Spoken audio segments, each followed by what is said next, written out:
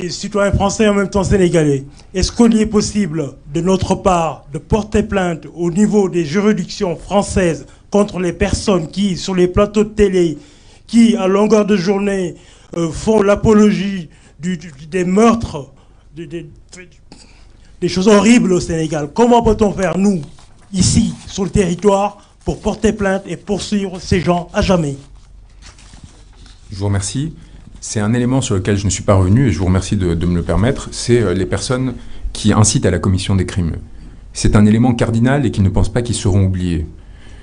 Je n'ai pas voulu leur donner trop d'importance, donc on n'en a pas parlé, mais on va en parler maintenant. La jurisprudence pénale internationale, à travers notamment l'affaire de la radio des 1000 collines au Rwanda, a permis d'établir que l'incitation à la commission des crimes, par la dévalorisation des victimes, par la légitimation de la violence, pouvait faire encourir des responsabilités pénales qui allaient jusqu'à la perpétuité. À ce titre, je tiens à prévenir les individus qui se tiennent derrière le compte Anita Diop. Anita Diop qui, sur les réseaux sociaux, fait diffuser des éléments relatifs à des actions de police afin de dénigrer des opposants en les montrant dans des situations particulièrement violentes. Je pense qu'on a vu ces images déjà à M. Pape Touré, qui a été torturé par les forces de police et dont les photos ont été diffusées par ce truchement. Je pense à l'arrestation d'Ousmane Sonko alors qu'il était dans la caravane de la liberté. Je pense à une infinité de posts qui appellent à l'extermination des opposants politiques et qui sont évidemment susceptibles d'être qualifiés de complicité de crimes contre l'humanité. Au-delà de cet individu, il y a évidemment au sein de l'incitation à la commission des crimes un certain nombre d'autres que l'on a exposés ces derniers temps. On pense à Ahmed Suzanne Camara. Je ne suis pas sûr qu'il faille leur donner de l'importance, mais tant qu'à faire, allons-y, et montrant que nous surveillons la moindre expression dans l'espace public qui, d'une façon ou d'une autre, puisse être considérée comme une incitation à la commission de violence. Il y a eu des députés, des hommes politiques, des personnes comme Abdoulaye Mamadou Guissé, des personnes comme Moustapha Diakhaté, des personnes comme Ahmed Khalifa Niasse, au sein du palais présidentiel pour ce dernier, M. Niasse. Cette intervention qu'il a faite lors du supposé dialogue qui a été ouvert par M. Sall, dans laquelle il appelle à détruire un opposant politique, dans laquelle, avec véhémence, il cherche à inciter à la commission de violence, est impardonnable et déteint ce président de la République que l'on voit sur ces images approuver les propos.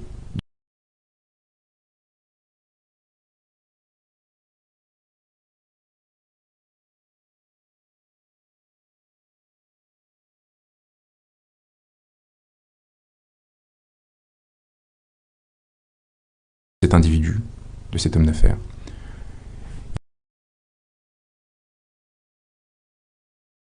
Longueur de journée font l'apologie des meurtres, des choses horribles au Sénégal. Comment peut-on faire, nous, ici, sur le territoire, pour porter plainte et poursuivre ces gens? L'expression des guignols, comme Kadim Samb.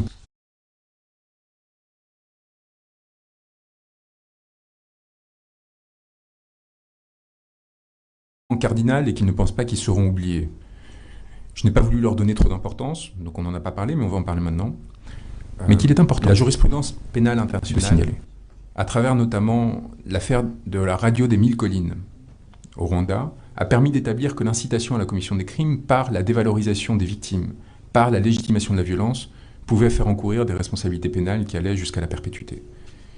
À ce titre, je tiens à prévenir les individus qui se tiennent derrière le compte Anita Diop. Anita Diop qui, sur les réseaux sociaux, à la CPI ou aux juridictions nationales, ce que j'incite particulièrement à faire, c'est que si vous connaissez toute victime qui aurait la double nationalité, qui serait victime d'arrestations arbitraires, de violences, de quel que soit, des crimes qui sont commis de persécution et qui sont prévus par le statut de Rome, je vous incite à se rapprocher de nous, à se rapprocher des cabinets d'avocats en quels ils auront confiance, pour à leur tour participer à ces procédures. Est-ce que vous pouvez nous préciser quelles sont les vidéos et les captures d'écran que vous avez diffusées? Quelles sont leurs... pu en vérifier l'authenticité?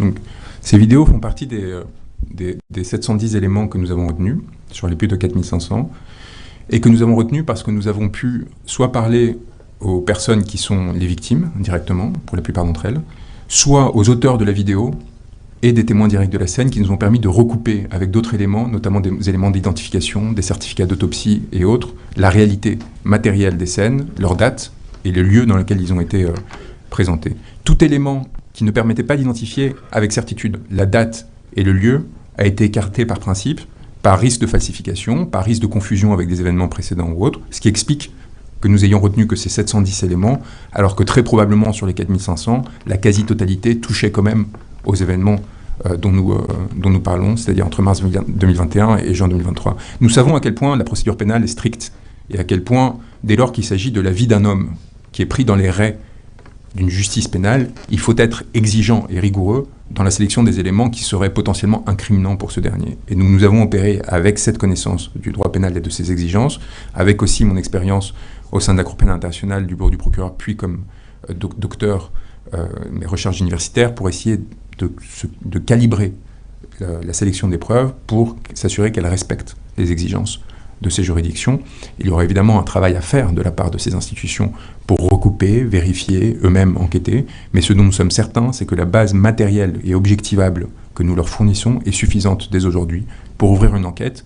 Reste maintenant pour le procureur de la Cour pénale internationale à assumer les conséquences potentielles d'un geste qui pourrait être perçu comme inamical de la part d'un régime qui, par ailleurs, a encore une influence importante.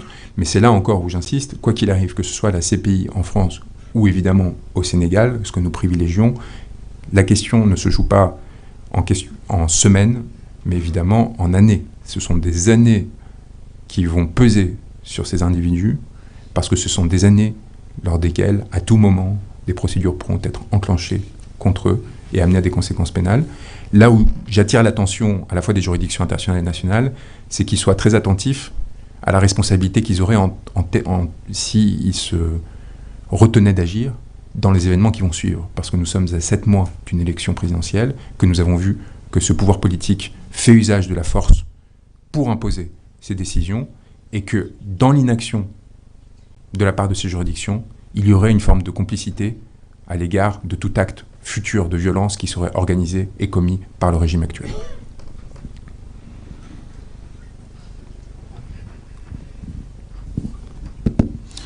Alors, bonjour, M. Branco. Je suis Mimoja Ladyman. Je suis activiste panafricain.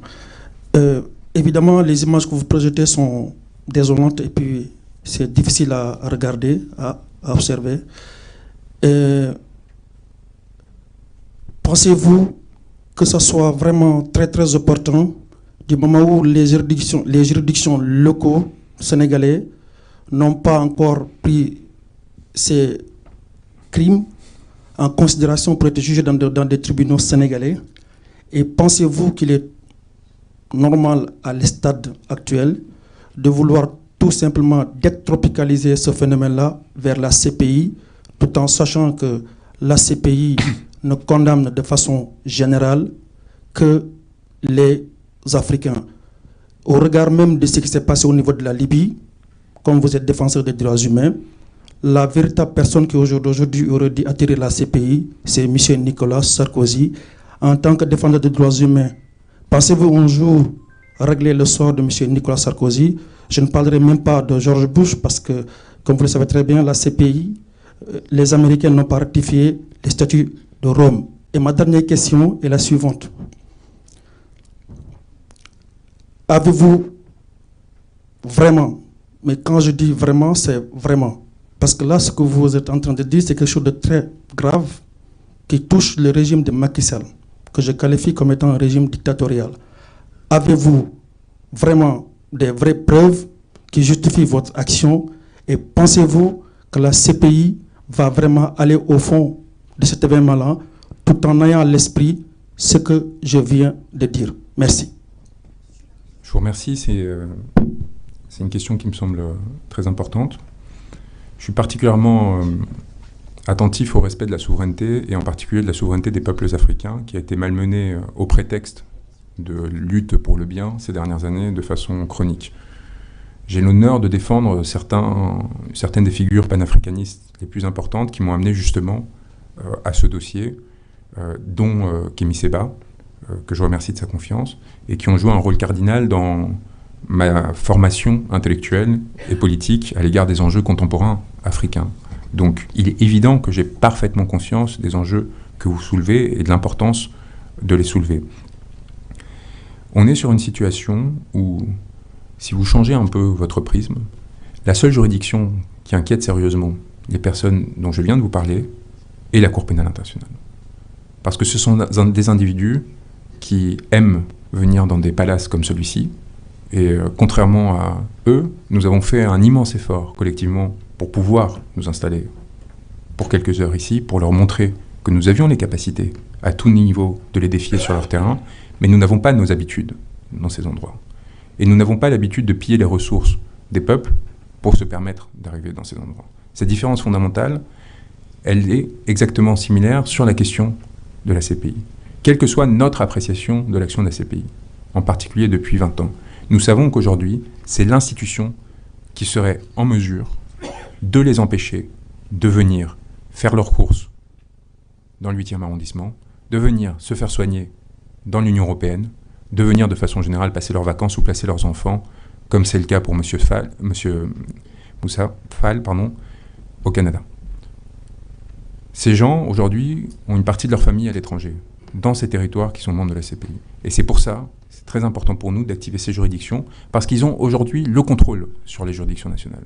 Ils ont la capacité d'éteindre les procédures locales. Nous espérons qu'un jour, et le plus vite sera le mieux, le Sénégal prenne en charge de lui-même ses poursuites, organise, crée un tribunal mixte qui lui permette de juger exceptionnellement ces faits-là. Aujourd'hui, et c'est là où j'en reviens à la responsabilité du peuple sénégalais, ce n'est pas possible parce que ceux qui ont commis les crimes sont ceux qui sont au pouvoir et qui se maintiennent au pouvoir. L'enclenchement de poursuites et de procédures dans ce qui se veut des États de droit, comme la France, dans ce qui se veut le parangon du droit international, comme l'est la Cour pénale internationale, est aussi une façon de les mettre face à leurs responsabilités et de leur demander si ils tiennent en effet un double discours depuis leur création, qui consiste à n'intervenir que lorsque les intérêts des puissances occidentales sont en jeu, ou si en effet ils se préoccupent des violences, quelles qu'elles soient, dès lors qu'elles sont commises contre un peuple qui aspirait simplement à sa souveraineté et à sa liberté. Et donc ces procédures ont cette vocation-là. Les prendre au mot, leur dire « vous avez un certain nombre de critères, nous démontrons que ces critères sont établis, nous vous en apportons les preuves formelles, démontrez-nous que nous pouvons croire en vous et que nous avons raison d'avoir confiance en vous. Si ce n'est pas le cas, à chacun d'en tirer les conclusions, cette communication sera rendue publique. Elle permettra à chacun d'entre vous de juger du niveau de sérieux des éléments que nous avons avancés. Elle vous permettra de décider à partir de là si en effet, dans votre fort intérieur, vous considérez que c'est parce que nous n'avions pas assez d'éléments que ces poursuites n'ont pas été enclenchées, ou si parce qu'il y a une forme de complicité dans la commission des crimes que nous mentionnons.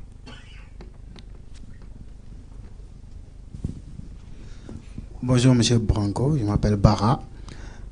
Tout d'abord, je tenais à vous remercier personnellement et au nom de beaucoup d'amis. Sincèrement, mis à part le degré d'investissement, c'est votre travail et tout, mais à un moment donné, on a noté une implication très sérieuse. Et ce n'est pas aujourd'hui que nous l'avons noté. Et beaucoup de mes amis le partagent. Ils m'ont imposé même de vous remercier.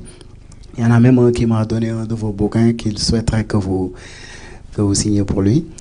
Donc sinon, sur les questions, vous avez répondu à une de mes questions partiellement. Ce serait en fait, quel est le délai réel, effectif, de réactivité pour une action judiciaire concrète de la CPI ou d'une juridiction française, par exemple. Ensuite, si vous pouvez faire un bref énoncé sur les délais d'emprisonnement qu'encourent réellement ces 112 suspects par rapport à leur degré de responsabilité, que ce soit du nervi jusqu'au président Macky Sall. Quelles seraient les possibilités d'emprisonnement ainsi que les délais, notamment avec la CPI ou avec la juridiction française? Je vous remercie. Techniquement, la plainte ayant été déposée sur le sol français hier soir, techniquement, nous sommes dans un cas de flagrance. Les éléments de l'existence de ces crimes sont évidents. Le procureur de la République pourrait immédiatement ouvrir une information judiciaire, voire l'arrestation de Macky Sall ou de membres de sa délégation sans délai, dès lors que les immunités ne tiennent pas en ce qui concerne les crimes contre l'immunité. M. Macky Sall est aujourd'hui à Paris, ses conseillers sont à Paris. Si nous étions dans un état de droit absolu, comme nos dirigeants le prétendent, ils seraient arrêtés. La Cour pénale internationale, le bureau du procureur, a ouvert une enquête sur la Libye en 3 semaines. 3 semaines. Il a tardé 11 ans pour se prononcer sur l'Afghanistan. Est-ce que c'était lié à la différence de gravité des crimes? Est-ce que c'était lié à d'autres considérations? Je pense que chacun sait parfaitement ce qui explique cette différence d'empressement. Le bureau du procureur, le procureur actuel, parce que l'on pourrait se dire, là on parle de quelque chose d'il y a 10 ans, l'institution a changé, etc., a quasi simultanément avec la guerre en Ukraine ouvert une enquête, immédiatement, sans limite. Et un bureau en quelques mois qui aujourd'hui exerce à Kiev dans le recueil des preuves. J'aimerais que M. Karim Khan, procureur de la Cour pénale internationale, citoyen britannique, nous indique s'il considère que les situations africaines ne sont d'intérêt pour lui ou pour son bureau que lorsqu'il en est saisi par des grandes puissances, ou s'il considère que les citoyens sénégalais sont les égaux des citoyens ukrainiens et russes, et qu'ils ont le droit à un traitement tout aussi diligent et à la mobilisation de moyens équivalents pour les protéger, surtout au regard des risques qu'ils encourent. Je pense que ce sera une question qui devra lui être posée. Je veux dire, à partir des éléments qui sont, pardonnez-moi, mais assez clairs, ne souffrent pas de doute sur l'existence des massacres, des violences dont il est question. Donc à partir de là, il lui appartient d'agir dans les délais qui lui sieront et de prendre des décisions qui sont les siennes. Nous sommes, comme bien d'autres, en mesure de pousser, d'amener, de faire le travail à la place d'eux, mais nous ne sommes pas en mesure de décider. Nous sommes des avocats, nous sommes victimes, nous sommes parties civiles. Ceux qui décident, ce sont les peuples, et ce sont ceux qui ont été mandatés pour les diriger, ou qui les dirigent de fait.